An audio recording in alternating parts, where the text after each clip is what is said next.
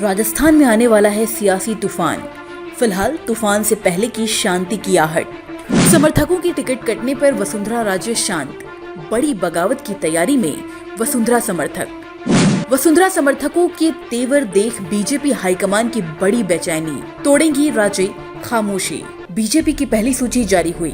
वसुंधरा समर्थक 1.5 दर्जन उम्मीदवारों के टिकट काट दिए गए, लेकिन राजे खामोश दिख रहे हैं। दूसरी सूची जारी होने वाली है, उनमें समर्थकों में गुस्सा अभी बरकरार है। वो राजे के जयपुर निवास पर पहुंच रहे हैं। वसुंधरा अपने समर्थकों से मिल रही हैं, उनकी बातें सुन रही हैं, लेकिन जवाब में कुछ नहीं बोल रही। वसुंधरा की चुप्पी समर्थकों को हैरान कर रही है तो पार्टी को परेशान। बीजेपी हाईकमान को भी इस बात का एहसास है कि पूरे चुनाव में वसुंधरा राजे सिंधिया बड़ा मुद्दा बनने वाली हैं। अगर वो बीजेपी के साथ होंगी और पूरे ताकत से प्रचार करेंगी तो बीजेपी के लिए विधानसभा चुनाव जीतना बेहद आसान हो जाएगा। पार्टी 150 के पार भी जा सकती है।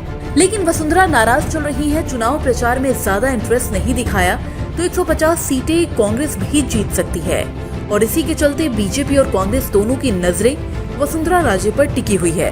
दूसरी ओर वसुंधरा समर्थकों के गुस्से के वीडियो इस समय सोशल मीडिया पर लगातार वायरल हो रहे हैं। इनमें से कई स्वतंत्र उम्मीदवार हैं।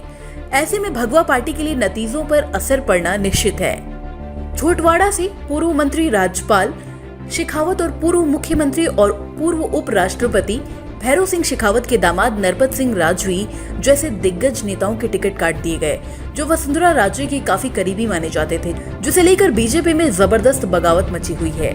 और अपने वफादारों के भारी विरोध के बावजूद भी अभी तक राजे ने कोई बयान नहीं जारी किया।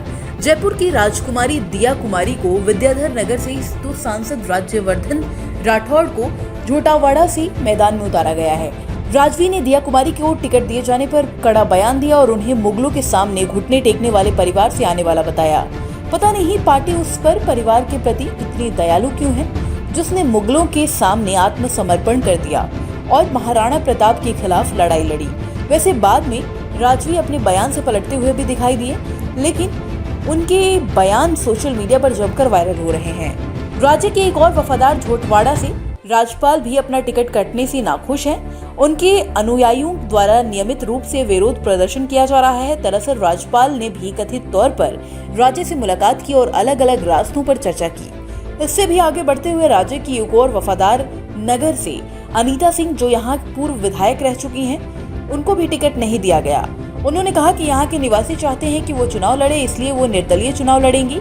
इस सारे उथल पुथल के बीच राजे चुप हैं और एक्स पर अपनी प्रोफाइल तस्वीर बदलने के लिए चर्चा में हैं। नीले रंग की पृष्ठभूमि और उनके पीछे राजस्थान लिखे हुए तस्वीर कई लोगों का ध्यान खींच रही है। हालांकि उनकी कार्यकाल टीम ने कहा कि उन्होंने इस प्रोफाइल तस्वीर को 9 सितंबर को बदल दिया था।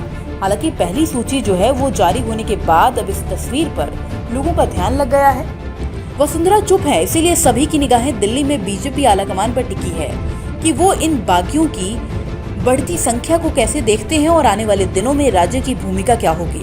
वैसे बीजेपी हाईकमान को इस बात की सूचना मिल रही है कि अगर राज्य समर्थकों को टिकट नहीं मिले तो फिर बीजेपी के लिए चुनाव में एक और मोर्चा खुल जाएगा। वसुंधरा समर्थक 50 से 80 दिग्गज नेता अपनी सीट पर निर्दलीय चुनाव लड़ने की तैयारी में है। अगर बड़ी संख्या में बीजेपी के दिग्गज उनके खिलाफ चुनाव मैदान में उसके ही खिलाफ चुनाव मैदान में उतारे जाते हैं तो फिर इसका सबसे बड़ा नुकसान भी बीजेपी को ही उठाना पड़ेगा। और राजस्थान में जो बाजी बीजेपी हाईकमान आसान मान रहा था, वो सबसे मुश्किल लड़ाई में तब्दील हो जाएगी। ऐसे में निगाहें बीजेपी की अगली सूची पर टिकी हुई है, जो तय करेगी कि बीजेपी में बगावत किस स्तर पर होगी।